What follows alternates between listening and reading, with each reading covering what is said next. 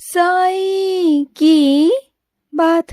बच्चे, मेरे भक्तों के लिए मेरा नाम ही उनका आधार है। मेरे बच्चे, मेरा नाम ही आधार है उनका, मेरे भक्तों का।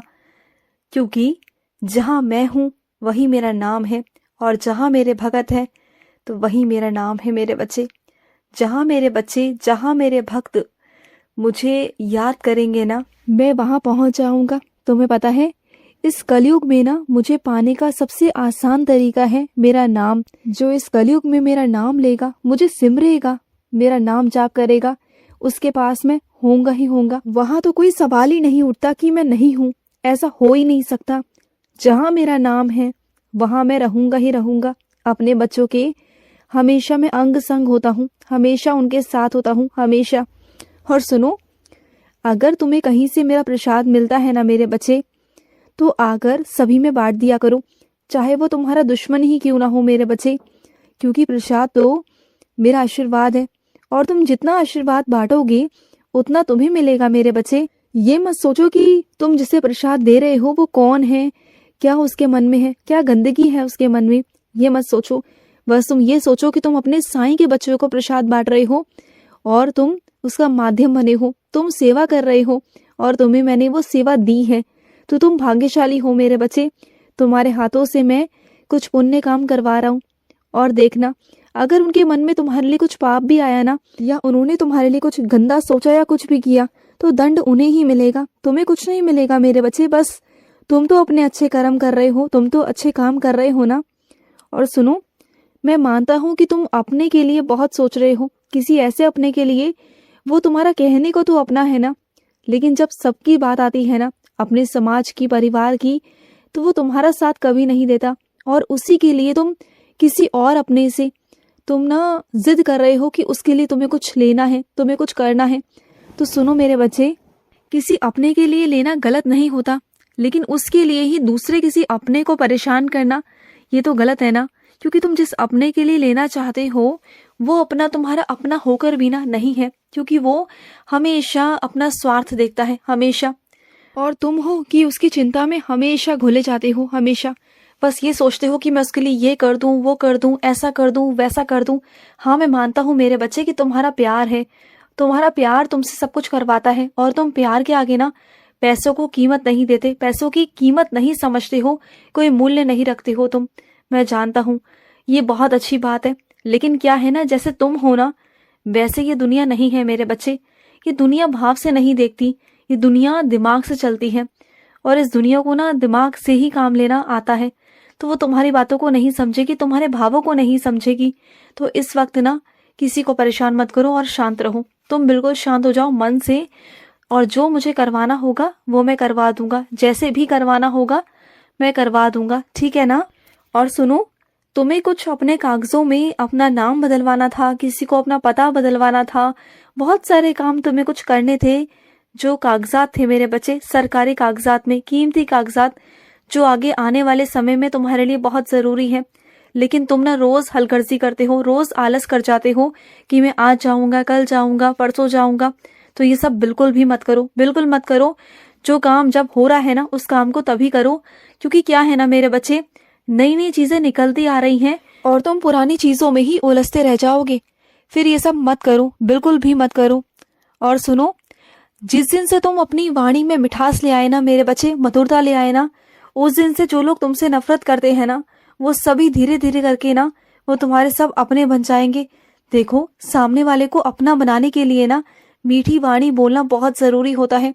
अगर तुम खरबा बोलोगे ना, तो कोई तुम्हारे साथ भी खड़ा होना पसंद नहीं करेगा। तो अपनी जुबान को, अपनी वाणी को मीठा करो मेरे बच्चे, मीठा करो। और सुनो, हारोगे नहीं तुम। तुमने अपने आप को कमजोर समझ लिया है, लेकिन तुम कमजोर हो ही नहीं। तुम्हारे समझने से क्या होता है, मैं तुम्हें कमजोर पड़ने दूंगा नहीं। मैं तुम्हारा हाथ पकड़ कर ना तुम्हें खींच कर आगे लेकर आऊंगा, और तुमसे वो सब करवाऊंगा जो मैं करवाना चाहता हूँ, और तुम करोगे। तुम कैसे नहीं करोगे, मैं करवाऊंगा तुमसे। तुम ऐसा नहीं कमजोर पड़ सकते मेरे बच्चे, नहीं पड़ सकते, क्योंकि तुम्हें तो अभी बहुत कुछ करना है। इतने से में ही हार मान गए? नहीं, तुम्हें हार नहीं मानने दूंगा मैं, बिल्कुल नहीं। और सुनो, तुम्हें लगता है ना कि तुम्हें उस स्थान पर ज्यादा भरोसा है मेरे बच्चे, तो तुम्हारा जिस स्थान पर, जिस जगह पर ज्यादा भरोसा है मेरे बच्चे तो उस दर पर जाओ मेरे बच्चे, जाओ। इतना समय क्यों लगा रहे हो? जब तुम्हें भरोसा है कि तुम्हें वहां से मिलेगा तो जाते क्यों नहीं हो तुम? हाँ, क्यों आराम से बैठ जाते हो? जाना चाहिए ना मेरे बच्चे, तो जाओ। तुम्हारा कोई वहां पर इंतजार कर रहा है, तुम्हें देने के लिए बैठा है मेरे बच्चे। जाओ मेरे बच्चे, जाओ। और सुनो, जीत तो हमेशा सच्चाई की ही होगी मेरे बच्चे, हमेशा। सच्चाई को कोई झुटला सका है क्या? आज तक कोई नहीं झुटला सका मेरे बच्चे।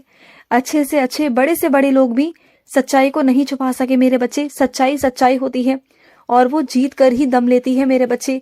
वो जीतती है मेरे बच्चे और सबके सामने आती है, और सच भी सबके सामने आएगा, तुम चिंता मत करना।